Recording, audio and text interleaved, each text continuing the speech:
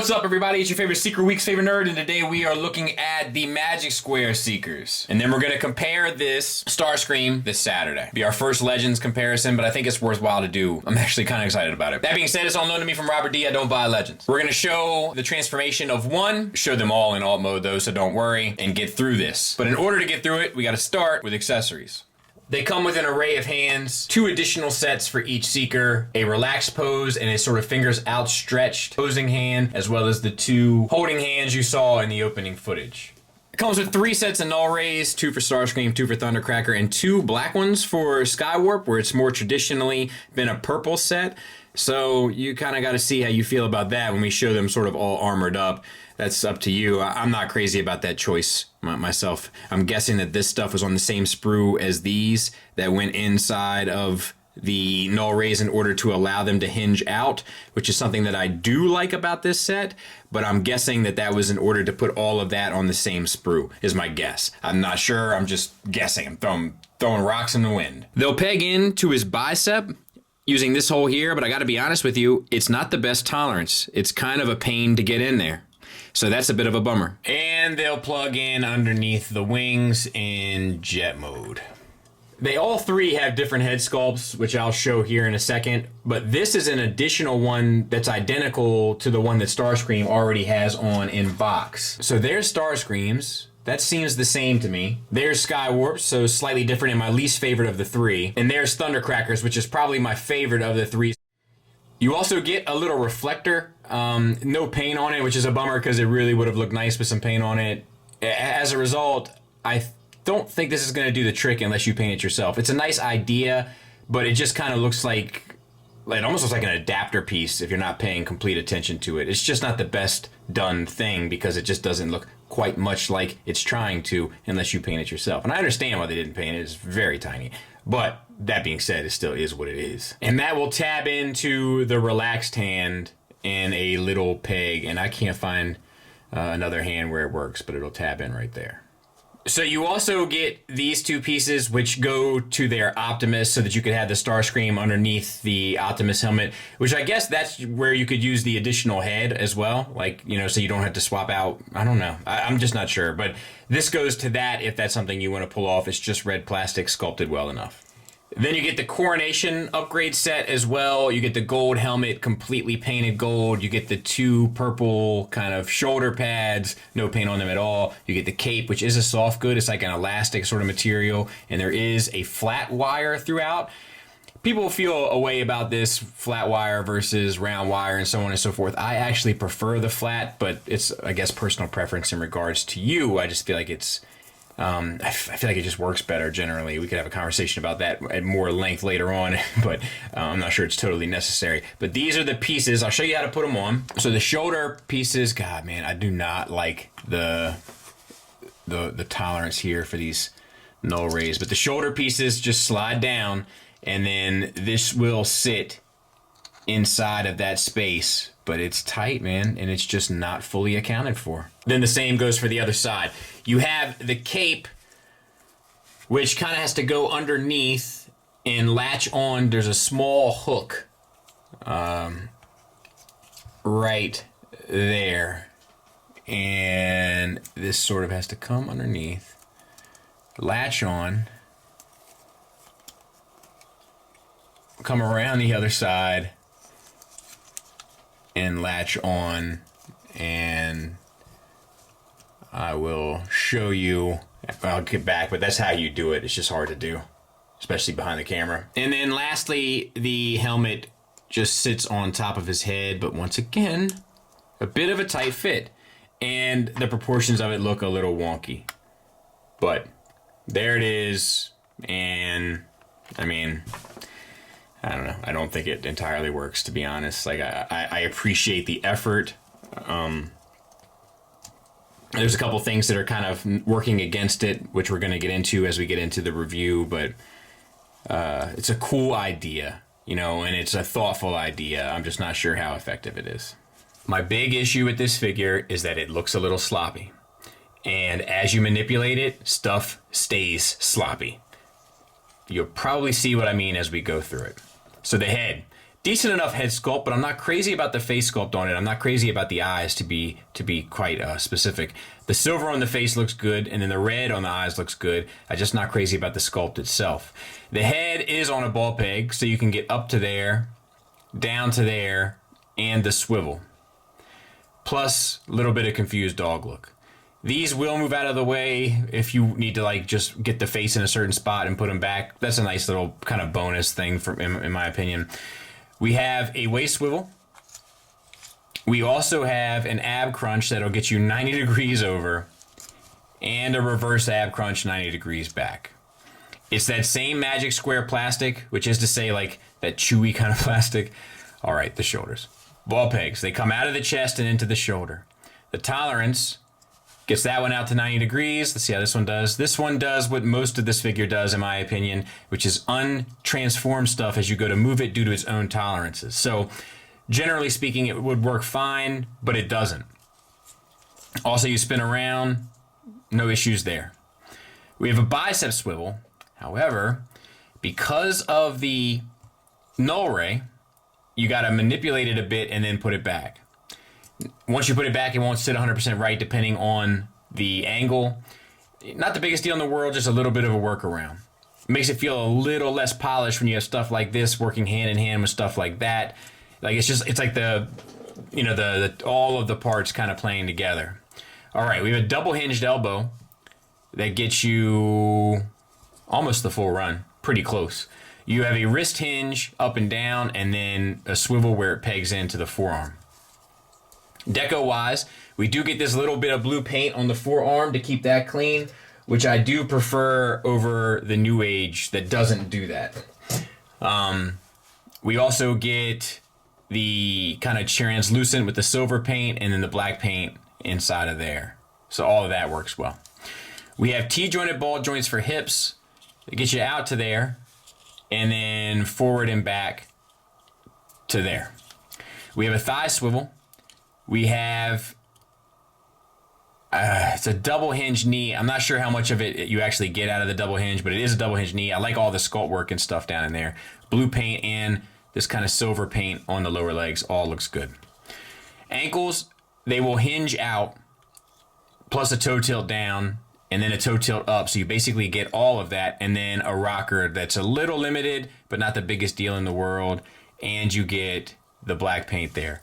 It is just kind of messy, and like the knees are kind of weak, and like it's just not the best built Magic Square thing that I've messed with. I generally like Magic Square products. This one just isn't one of their strongest, unfortunately. There he is from the back. Not the cleanest, but I think it's manageable. You know, I don't think it's the biggest eyesore. And I think that he is more balanced than the New Age one for sure. So that's a nice added thing too. A lot of times the stuff in the chest doesn't feel like it's totally together. I just have issues with the kind of solidity of all of this at the end of the day. Size comparison wise, there he is next to Iron Factory's Tarn. New Age Starscream. So as you can see, different sizes there, as we talked about in the past. And of course, for tradition's sake, Iron Factory Blaster in the Hasbro Legends class figure. Tying it into our scale chart, there he is on DX9's chart, so too big. And there he is on the Magic Square chart, and it kind of works fine. Even though the New Age one worked better on the Magic Square one, the New Age one isn't 100% right, where the Magic Square one is pretty much in line with their own scale. So let's get one transformed. We'll raise this out 90 degrees. These usually will come out regardless, so don't worry too much about that. We have to rotate at the bicep so that we can see the pins. Underneath, there's a flap on the forearm. Fold that down, fold the forearm down, and then fold the hand down. It works better if you can kind of get them both to go at the same time. Otherwise, they have a tendency to pop off. So we'll do the same on this side. We're going to fold down. Let's just try to fold them both. There we go. Fold the forearm down, and we're just making another box, similar to what the New Age one did in that regard. You can flip back these shoulder pieces here.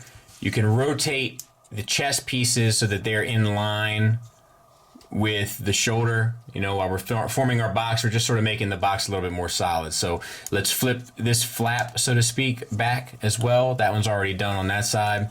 You could take the head, rotate it on the back of the ball peg so that it sits sort of chin up, as it were. You can take out your canopy, or should I say can of peas, and then close this around, forming the nose cone. And then this is on a double hinge. It will come up and over and solidify for the front of the jet, if I could figure out where to peg it in. Then you can bring this entire assembly down on both sides. Then you have the legs. You want to undo this flap here, spin it 180. Then this whole piece slides down. Rotate the foot in, rotate the landing gear out, and then this has to come down and encapsulate all of it, and I have found that it's not the best tolerance. There we go.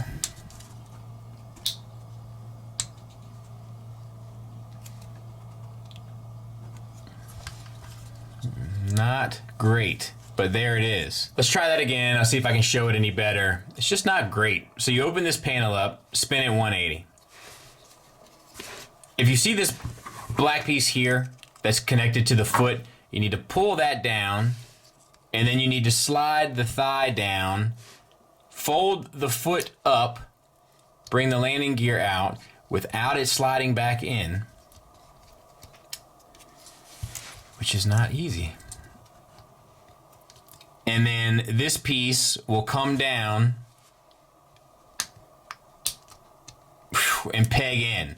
And then you just gotta line it up right. But that's how you do it. It's just not fun. Then you can peg the legs together. And then you gotta deal with all this. So swing this stuff out so that you can have a little bit of clearance to bring down the wings. Make sure you're nice and collapsed. These two, just a double hinge.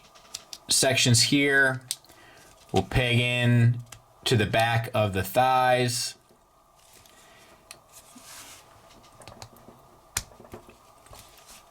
The wings will come around and plug in to the side here and here. These wings flip around to the opposite side. This piece fills in the back of the jet wing. This piece comes down, tabs into the side. Dude, this thing is something else. Tabs into the side and then flips up. So same for this side, this whole thing flips around. That fills in the rest of the wing. This piece comes up, tabs into the side of the leg. And then this wing comes up, and then you flip these down. Yeesh. I gotta get this all cleaned up, and then we'll take a look at it. And there they are in jet mode, and they're fine. Look, the landing gear for the upper part is at the chest. If you look at Thundercrackers, I have it. I still couldn't get Thundercrackers one wing tabbed in properly. So they look good together. They always tend to, right? They never really fail in that regard. But, you know, it's just, they're not the best. They look good. They look good enough. There's things about them I still think look a little weird. I think the body of it looks a little wide. I think that the paint not going all the way to the end looks a little crazy. The way that the hinges for the shoulder pads all cut into the kind of sculpt of the body of the jet color-wise. Once again, the black null rays here don't look right to me. None of them look super secured. I'm sure maybe I could if I put a lot more time, energy, and effort into it, but I'm just not going to do that. I don't feel like it should be necessary, honestly. And yeah, I think that they'll do the trick in jet mode. I don't think that they're anything to write home about, but I think that they're kind of fine. There it is next to Tiger Tracks. Let's get into final thoughts wise. Let's start with the negatives. The main problem here is that plastic they use. Now, oftentimes their stuff is so well engineered and so well toleranced that the type of plastic they use doesn't really matter. I love Magic Square stuff generally. The problem with this set is that the tolerances and the clearances and all that stuff are not done quite right. And as a result, the stuff really needs to latch in, but it doesn't really latch in all that well because of the type of plastic they use. Where the legs connect to the body in jet mode, where the canopy connects in jet mode, where the arms connect to the back of the jet in jet mode. Like, it's just nothing latches in quite properly. The same thing can be said for robot mode. It's the same reason why when you articulate the arms, the flaps are coming out here and there. It's just not meant to handle the engineering. This is not a mold that can handle either A, this style plastic, or B, this type of engineering. It's not equipped. Because the stuff doesn't fit together super securely, neither in jet mode or robot mode, the robot mode ends up looking a little sloppy. Plus, as you go to articulate the figure, stuff comes untabbed, undone, like Duran Duran, and never really presents like a clean, solid figure. And I got news for you, that's because it's not. There's not a ton of paint. The materials don't do it any favors. It doesn't have the best presence. The all mode looks okay. The instructions don't cover the accessories. It doesn't feel great because of the style of plastic. It's just got a lot of problems. A lot of problems. I don't feel like I've come across a set that has had this many issues in a very long time. So let's talk positives. I like the accessories. I like the little reflector thing, even though it's a little abstract in terms of deco. I still like it. I like the coronation set, at least in terms of concept. When they're all together, they look presentable. I think they clean up well. I do think that the engineering is interesting. Like, we've been talking about that recently. Like, it's nice to see just how many different ways these companies can figure out ways to make the Seekers unique. And this one's no exception. That being said, though, there's just not enough good here for me to recommend it. Thankfully, the new age ones are a little out of scale, so they should work well with whatever set you're doing, or at least presentably. This set is trash, and I hate to see it. Hate to see it, because I do like Magic Square as a company, but this is not good. This is bad. So, much like going through the tunnel without stopping, easy pass. Thanks for listening. Thanks for watching. Until next time, take care.